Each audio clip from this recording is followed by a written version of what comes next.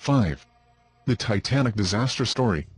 100 years before James Cameron turned douchebaggery into an art form at the Oscars, American author Morgan Robertson wrote a shitty book called Futility, or The Wreck of the Titan, about the sinking of an unsinkable ocean liner. When you see the cover, you figure you're pretty clearly looking at a fictionalized version of the Titanic story. He was so eager to be first, apparently, that he didn't bother to wait for the Titanic to actually sink before writing about it. The Wreck of the Titan was published in 1898, 14 years before RMS Titanic was even finished being cheaply built. The similarities between Robertson's work and the Titanic disaster are so astounding that one has to imagine if White Star Line built Titanic to Robertson's specs, S.A. there. The coincidences don't end there. Both sank 400 miles from Newfoundland, both had too few lifeboats, both were around 800 feet long, and both sank in an April night around midnight. 4. Nebraska Church Explosion, 1950. As unbelievable as this story is, it did happen. Even though a Nebraska church exploded one evening, in 1950, just 5 minutes after choir practice had been scheduled to begin, not one of the 15 people who should have been present was injured, because none had yet arrived when the building collapsed. Choir practice at the Westside Baptist Church in Beatrice, Nebraska, always began at 7:20 on Wednesday evening. At 7:25 p.m. on Wednesday, March 1, 1950, an explosion demolished the church.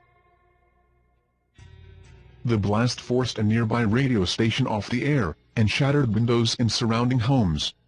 But every one of the choir's 15 members escaped injury, save by a fortuitous coincidence. All were late for practices that night. Considering the sanctified site of the explosion, it was not surprising that some attributed the near miss to divine intervention.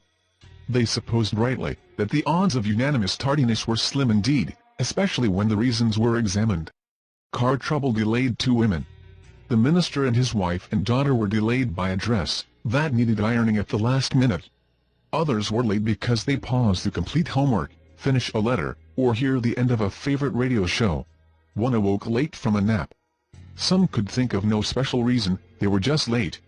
It is impossible to calculate precise odds for all these events occurring at once.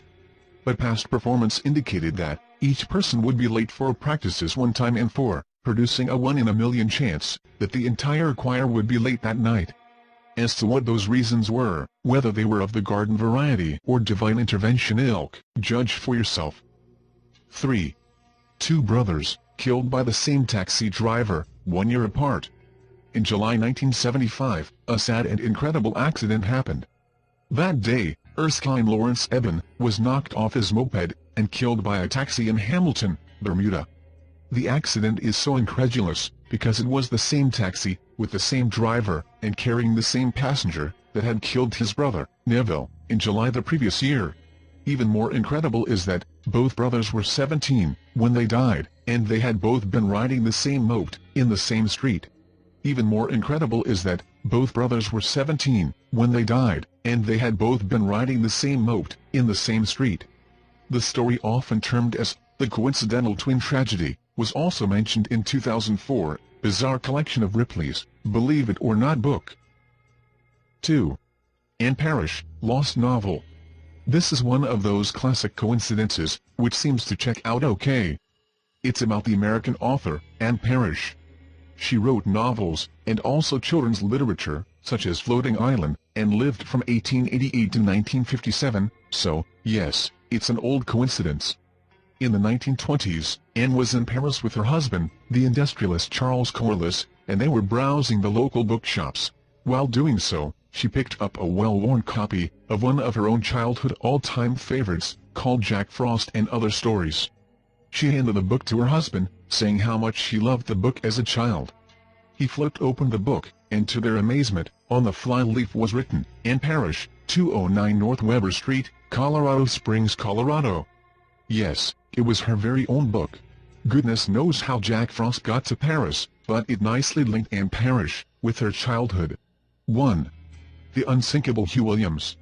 Over a period of 200 years, 3 ships perished at the same location of the coast of Wales, on the same day, December 5, and all three had only one survivor. The three survivors all had the same name, Hugh Williams. December 5, 1664, a ship sunk in the Menai Strait, a stretch of water with tremendous tidal swings off the coast of Wales. All 81 passengers died, except one. His name was Hugh Williams. On December 5, 1785, another ship sunk in the Menai Strait, with again everyone aboard dying, except for one man, named Hugh Williams. And then again, on December 5, 1820, yet another ship sunk, in the Menai Strait. Only one man survived, and he was named Hugh Williams. This is an awesome legend, and the scope of the coincidence is staggering.